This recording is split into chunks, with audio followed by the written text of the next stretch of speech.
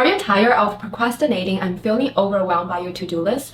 Do you struggle to balance your school, work, and personal life without feeling burned out? What if I tell you there is a proven time management strategies that helped me to succeed at school as a non-native speaker, got scholarship, land my dream job offer, and still have time for fun without sacrificing any sleep?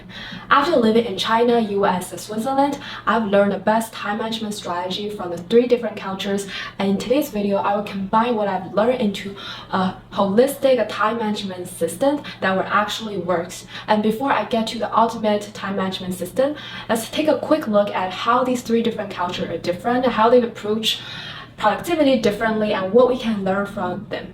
Chinese culture focuses more on multitasking and having detailed plannings. Why is the case? In China, there's a high population, and a side effect with it is it's a competitive job market. No matter they're working professional or students, they always have a lot of tasks to deal with every day. And I've learned some special Chinese planning strategy from the top university students in China, which I will talk in more detail in the later part of this video. And the US culture focuses more on goal settings and using tools to stay productive. And I have a lot of software or tools I want to recommend to you to help you manage your time better. And the Swiss culture is focused more on prioritizing work-life balance, and I've learned some Swiss way of how to rest effectively, which is not just sleeping longer. In the next section of the video, I'll put together what I've learned from these 3 different cultures into a time management system. The first step is plan ahead like a Chinese student from the top universities in China.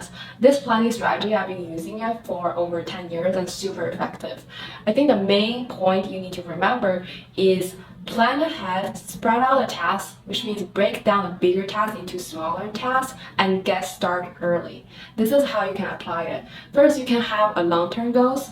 Long-term goals, I like to do it for half years, and then I will categorize my goals and finish my overall long-term goals sheet. And the next things I will do is I use a calendar to keep track of all the tasks or important events in my life. And every Sundays, I will use calendar and my long-term goals as a references to make my weekly plan.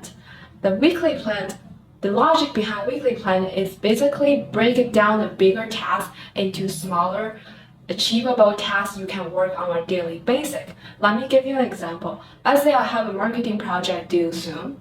First thing I would do is have a plan on how I'm going to complete this project, and then I break it down into smaller steps and assign them to specific day of my week for this role. And this same logic applies to all the other tasks. These weekly plans will really help you to prevent missing anything while you have a lot of obligations to deal with, and it helps to spread out a lot of your difficult, hard tasks.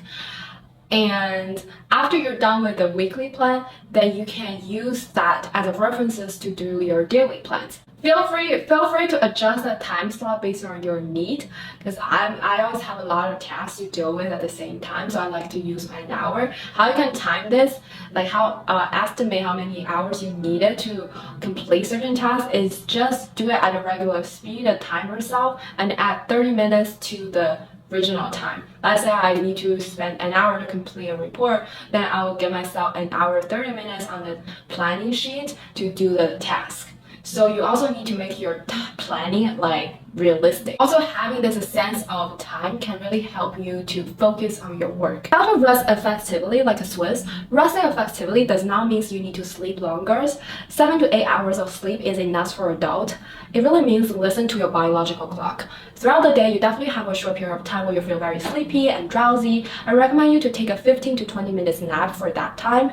Don't go over 20 minutes or 25 minutes, because research shows that if you go for too long, you probably get into the deep sleeping stage, and by the time you wake up, you feel more drowsy and sleepy before you actually take the nap.